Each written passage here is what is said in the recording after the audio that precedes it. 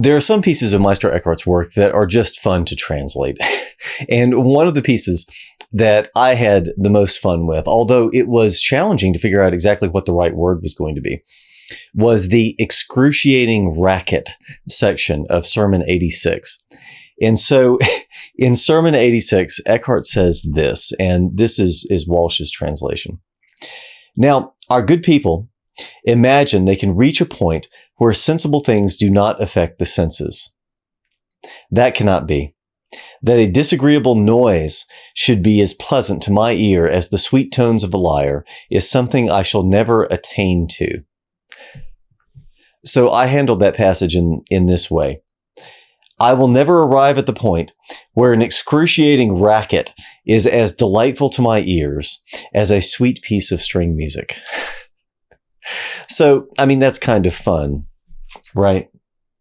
But there's more going on here. And what Eckhart is really doing is juxtaposing noise with silence.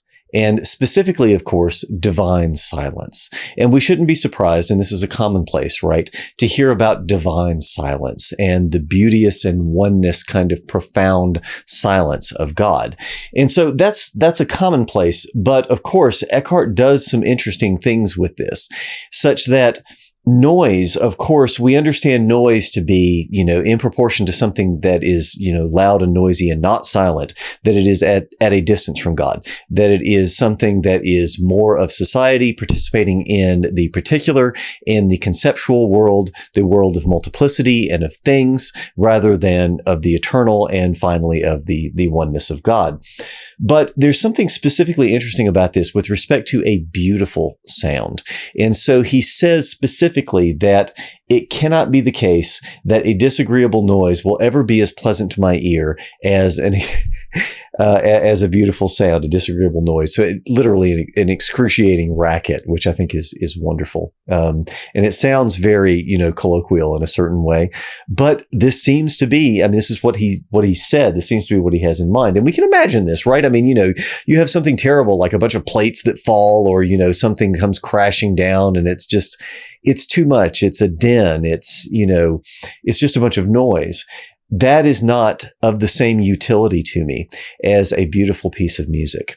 And beauty here in particular does a lot of work. And so this is something that I've discussed at length elsewhere as well. So beauty is, for Plato, the vehicle to the divine. So the way that we get to the divine, the way that we get to more understanding, the way that we go from opinion to knowledge and cross over and participate in and understand the eternal forms, including mathematics, is to have an experience of beauty, is to follow beauty, following beauty all the way to knowledge. This is also Meister Eckhart's conception of faith. And so that's why I said in Paradox at Play, my book, that faith is a kind of beauty.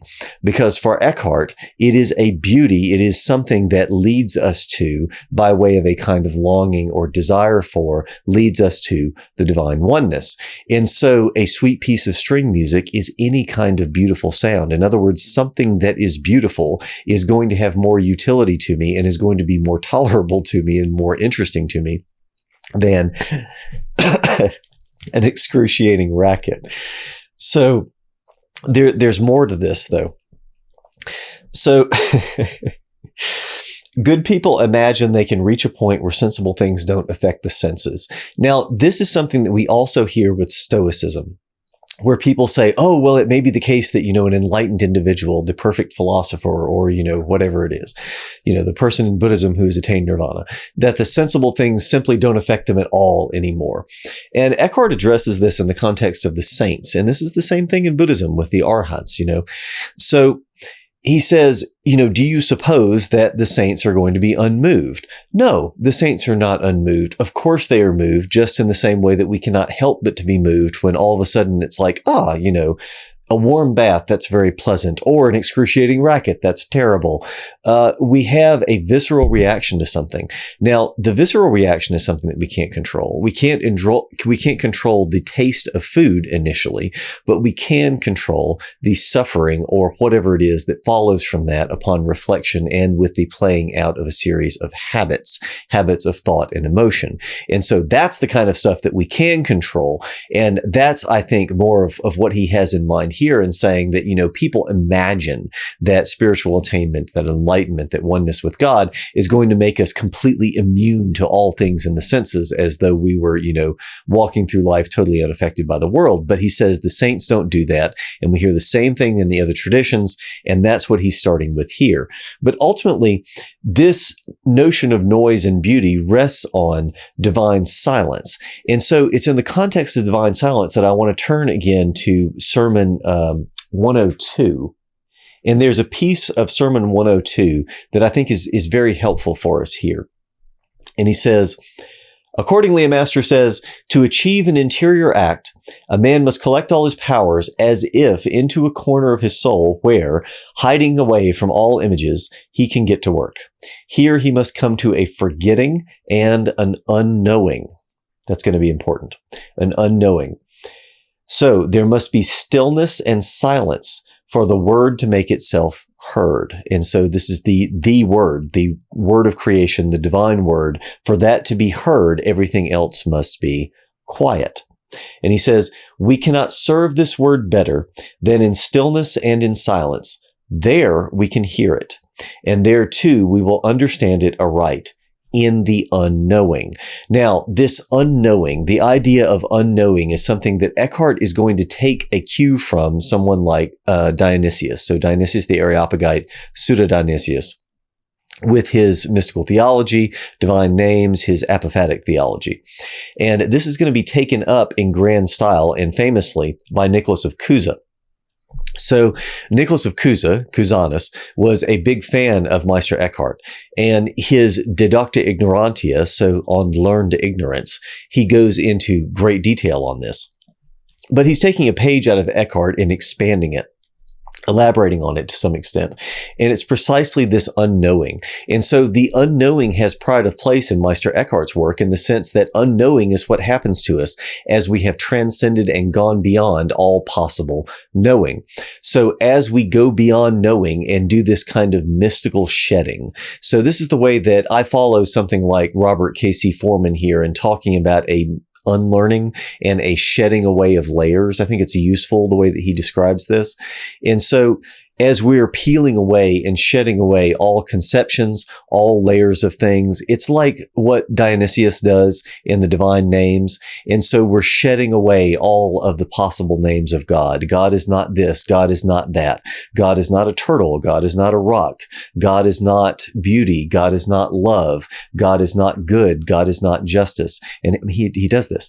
And so in doing that, we are progressively, it's identifying effectively a mystical itinerary. In other words, a path, a kind of laid out, okay, here are the different steps that we go through, the different stages of spiritual progression. And that's the kind of thing that he's going through and describing in this unknowing, in this unlearning. And so we are unlearning things, we are unknowing them as we are shedding concepts and getting rid of, again, the noise. So we are getting rid of concepts as noise. So we are getting rid of that which was an obstacle and a hindrance to us before, which is the conceptual world, the world of the excruciating racket, which itself contains no beauty. And I think reflecting on that, it's probably not hard to think of concepts which contain no beauty.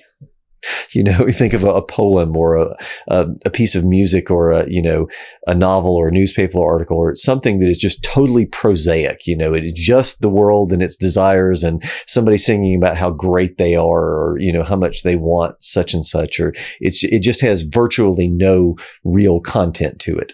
And that kind of thing is probably what Eckhart had in mind with the excruciating racket, which is, I think, kind of funny to reflect upon. So in other words, it is a racket, of course, is any kind of concept, any kind of noise which doesn't conduce to spiritual progress, whereas something that has beauty is going to be something that does conduce to spiritual progress. And this isn't beauty in any kind of rarefied air. This can be beauty in a very vulgar sense.